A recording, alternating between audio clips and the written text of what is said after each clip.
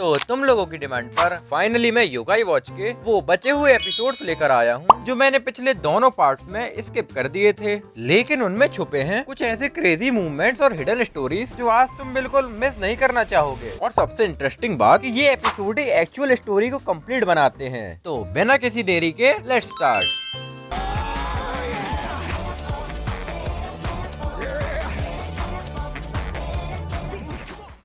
एक दिन कीटा अपने दिमाग का भरोसा करके रेलवे का पेपर दे रहा था, तभी पीछे से एक आवाज आती है। लेकिन कीटा ये सब सुनता रहता है तो वो उसे इग्नोर करके वापस टेस्ट देने लगता है, लेकिन फिर से वही आवाज आती है।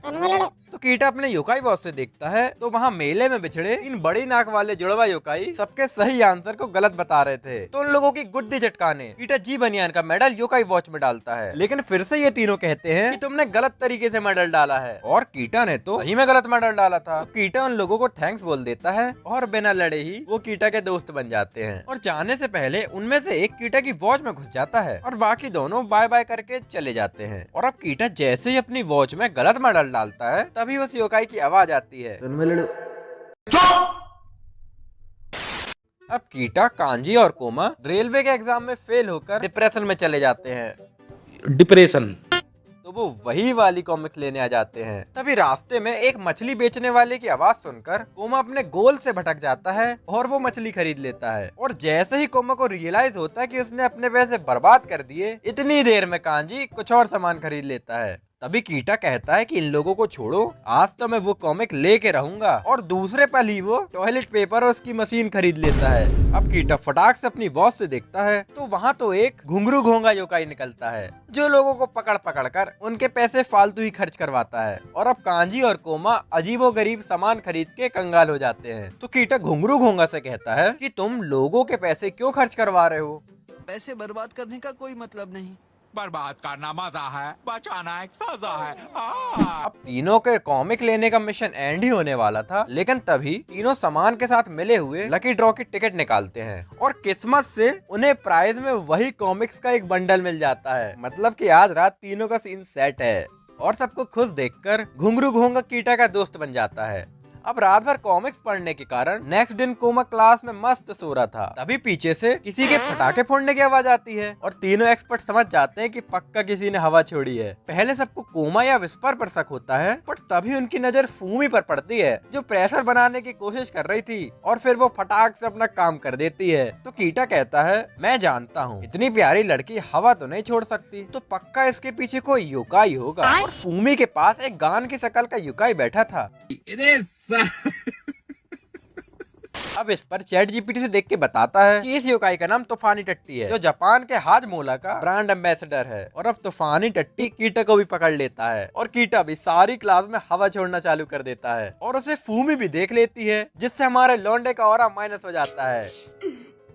और हवा छोड़ते छोड़ते कीटा स्कूल के बाहर आ जाता है और जी बनियान को बुला लेता है, लेकिन वो योकाई जी बनियान को भी परफ्यूम बोतल बना देती है। और फिर उसके बाद चारों तरफ कोहरा ही कोहरा, चारों तरफ कोहरा। लेकिन उसी कोहरे के बीच एक मसीहा दो मास्क के साथ वहां आ जाता है। अब कीटा अपना दिमाग लगा के रोबोनियन को बुला लेता है। रोबोनियन कहता है कि मैं ये गैस वैस नहीं छोड़ता, लेकिन तूफान टट्टी उससे भी अपना शिकार बना लेता है और रोबोनियन भी माहौल रंग बिरंगा कर देता है। लेकिन वो अपनी दुकान का गेट बंद करके वहाँ रोज सेंट फैला देता है।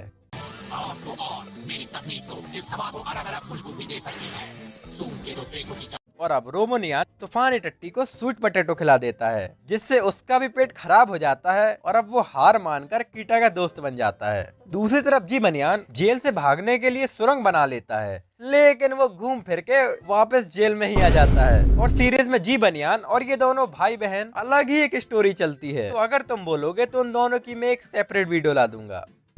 हाँ, तो बैक टू द टॉपिक, जहाँ कोमा कहता है कि पिछला पेपर खराब गया तो क्या हुआ, कि पिछला पेपर खराब गया तो क्या हुआ,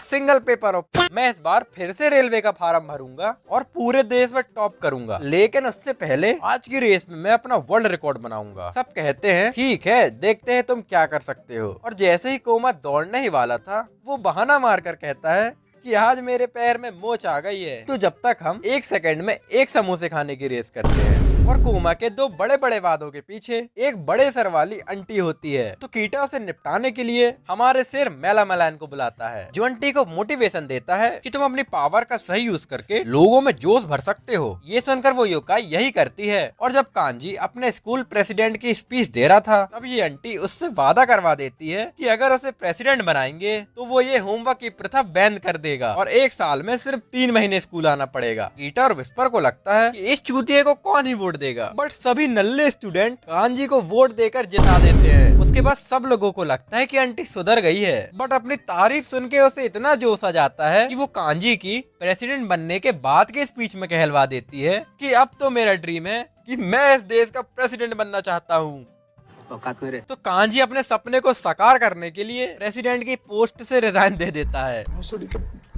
अब अगले दिन कीटा विस्पर से बात कर रहा था, तभी उनकी नजर जीबरियन पर पड़ती है, जो बिल्कुल नाली में लिपटे हुए भूत की तरह लग रही थी। हाँ, भले ही वो भूत युकाई है, बट वो एक असली वाले भूत की तरह दिख रही थी। फिर कीटा को भूख लगती है तो वो नीचे मॉम के पास आ जाता है, बट वहाँ उसकी मॉम कीटा के एक स्कूल फंक्शन में जाने के लिए एक रंग बिरंगा मुर्गा बन गई थी और अपने नए फैशन के साथ वो कीटा के स्कूल निकल पड़ती है। और कीटा को लगता है कि आज तो मेरा ऑरा 0 से माइनस में जाने वाला है, तो वो अपनी मॉम को रोकने के लिए जाता है। और कीटा सोचता है कि इसकी मॉम तो ऐसे कपड़े पहनती थी, तो ये ओल्ड फैशन कैसे। फिर वो अपनी वॉच को यूज करता है तो उनके पीछे तो एक दत्तखबड़ी योकाई होती है जो लोगों को फैशनेबल बना देती थी। फिर कीटा इस ओल्ड फैशन वाली बुढ़िया को हराने के लिए अपने बुढ़े ताऊ को बुलाता है, लेकिन सीनियर सिटीजन को तो जल्दी सोने की आदत है। वो ताऊ अपने बोरिया बिस्तर के साथ वहीं सो जाते हैं। फिर कीटा के उठाने के बाद वो दत्तखबड़ी को समझाने जाता है, मैंने देखा है कि आप इन मैडम के अंदर घुस आई है और इनके जैसा फैशन।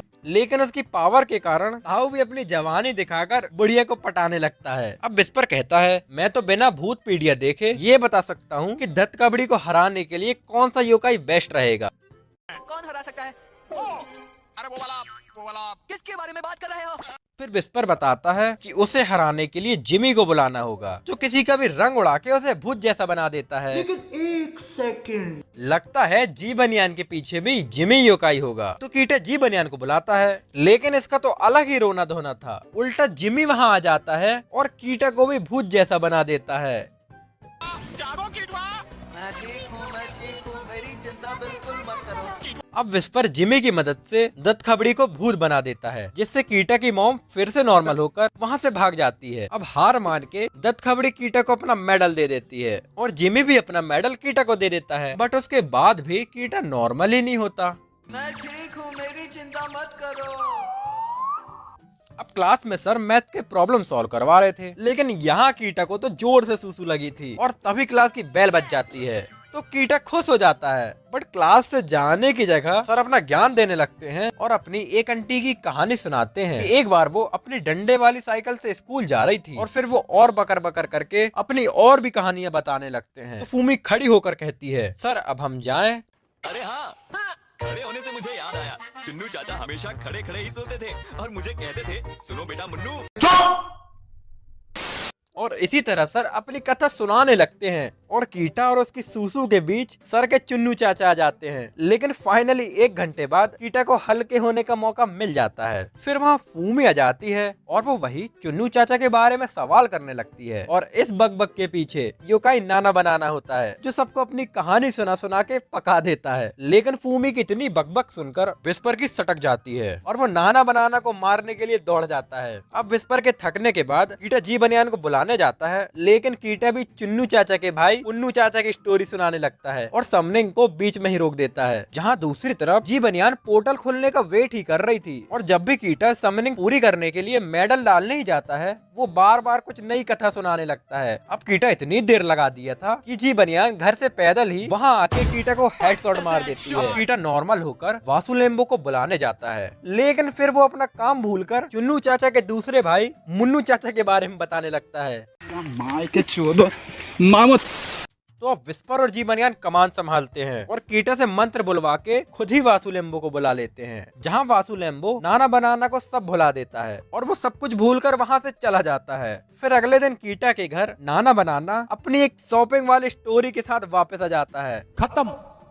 तो बचपन में जब तुम्हारी मॉम बाहर जाती होगी तो जरूर तुम्हें घर में बिना मस्ती के रहने को कहकर जाती होगी। ठीक उसी प्रकार कीटा की मॉम उनके आने तक बाहर जाने को मना करके खुद घूमने चली जाती है। तो कीटा बोर होकर फ्रिज में रखी अपनी आइसक्रीम खाने जाता है और ये सब तो जी बनियान पहले ही चट कर गई थी और अब कीटा बाहर भी नहीं जा सकता क्योंकि मॉम ने उसे घर पे रह के कुरियर कलेक्ट करने को कहा था। लेकिन फिर भी वो चुनमुन अंकल के बेकरी के क्रीम रोल लेने चला जाता है और जब तीनों वापस लौट रहे थे तभी उनके पीछे एक राक्षस जैसा योकाई पड़ जाता है जो उसे टारगेट करता है, जो अपनी मॉम की बात नहीं सुनते। और विस्पर ये भी बताता है कि जैसे ही ये योकाई दिखे अपने 50 ग्राम के दिमाग यूज करने की जगह तुरंत वहाँ से भागना ही ठीक होता है। अब तीनों जिगरी अपनी दोस्ती निभाते हुए साथ में वहाँ से भागते हैं और कहते हैं कि हम एक दूसरे का साथ नहीं छोड़ेंगे। लेकिन तभी जी बनियान वहाँ गिर जाती है और ये दोनों उसे छोड़कर वहाँ से भाग जाते हैं और जी बनियान का पापड़ बन जाता है। अब विस्पर और कीटा उस योकाई को चोमू बनाकर एक जगह में छुप जाते हैं, लेकिन वो योकाई पीछे से वहां आकर विस्पर का चोकोस बना देता है और अब कीटा वहां से भाग जाता है। लेकिन अपनी दोस्ती को निभाते हुए विस्पर कीटा के पास आ जाता है और फिर कीटा कहता है कि मैं अकेले क्यों मरूं, तीनों साथ में मरेंगे और वो जी बनियान को भी समन कर लेता है।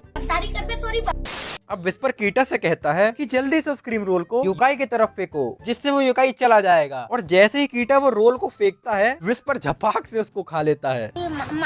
लेकिन थोड़ी कोशिश के बाद फाइनली वो घर पहुंच जाते हैं और वो योकाई भी वहां से चला जाता है। लेकिन वो कुरियर बॉय किसी को कुरियर देकर चला जाता है और कीटा समझ जाता है आज मैं मर गया भैया। क्यों मर कि पक्का मॉम वापस आ गई हैं और इसके बाद जो हुआ होगा वो तुम जानते ही होंगे। खत्म। That's it guys, ये थे योकाई वॉच के कुछ इंटरेस्टिंग एपिसोड्स और अब वीडियो को यही एंड करते हैं। इसके अगले पार्ट में मैं इसके और भी इंटरेस्टिंग एपिसोड्स को कवर कर दूंगा और अगर तुम्हें जिनमैन कैन या ये दोनों सिबलिंग्स की फनी लाइफ स्टोरी जाननी है तो कमेंट कर देना। टारगेट रहेगा 100 लाइक्स एंड 100 कमेंट। अगर तुम इसको पूरा कर देते हो तो नेक्स्ट वीडियो योकाई वॉच पे ही होगी। जब तक के लिए तुम मेरी ये वीडियो देख सकते हो।